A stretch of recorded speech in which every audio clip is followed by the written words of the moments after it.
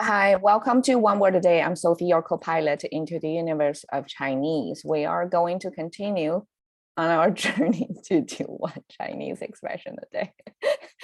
Sorry, somebody is making a face in front of me right now. Okay, 向死而生. We talked about yesterday. This concept is soundingly pretty heavy concept because we have both death and life, or how to live in this short phrase. It's basically death awareness, that because you realize death is coming eventually, and then that's how you decide to live the remainder of your life. Okay, 生死之交. So we talked about life, death, big concept yesterday, and we're going to use it in a few phrases. 生死之交 is one such often used phrase. It involves with both life and death, but actually the connotation is a little bit different. I will explain. Okay, 生死, the same character, but in this context created within this 4-character expression, it actually is not about life and death. Well, I guess in English concept, that's a corresponding conversion as well, because when we say life and death situation, that's probably what it means here. It means the kind of entanglement that happened when there are such life and death moment. So basically it's kind of a near death situation that's high risk, that involves possibility of death. And that's the kind of 交. So 知 came from this. 知 actually it means visually. It means something, some plant, again, plant growing above the ground. So that visual eventually got simplified Chinese, contemporary Chinese look like this. And that actually originally means something growing on the ground, and that people use to refer to is that thing, right? 知 was just a referral of things, something talked about. And because plant is the most often seen objects, and probably most on the front center concept of people back then, because they are agriculture based, right? That's what they see and they care about every day. So that's the thing they're talking about. Most often they're referring to their plant, but eventually society become more complicated. There are more kind of things to worry about or care about. So 知 eventually means referral, but it could refer to all kinds of things, not just plant-based, right? Where it's origin. And then eventually it carries another layers, more abstract meaning, which is a connector word, 生死之交. The 之 almost like apostrophe s in English. That means we're talking about 生死, this concept, and then regarding that, we're talking about the attribute of 交 related to 生死 concept. So this is a connector word between two concepts. And for the fluency of language, I just translate it as kinda.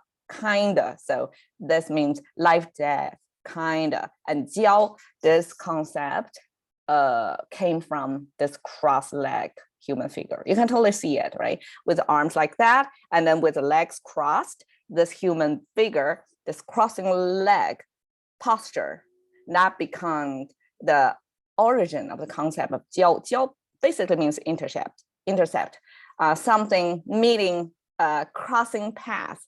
That's the, I wonder if you can see, that's the kind of 交. And well, I use entanglement simply to refer to the current pop culture after the Academy incident.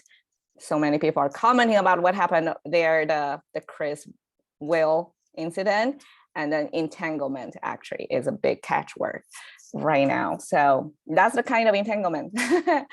Basically, it means somebody who solidified their friendship based on this near-death experience or high risk taking activities, which most likely, I mean, what's the highest life-threatening situation, which is going to war, right? So this is contemporary, of course, contemporary movie capture of the three well-known fictional figures in Chinese. Wait, now I'm thinking maybe they're not actually fictional. Well, they're fictions written about as historical figures, but nobody knows their conversation, their actual stories, but it's what people, the storytellers told their stories, right? So the three figures were known for their friendship.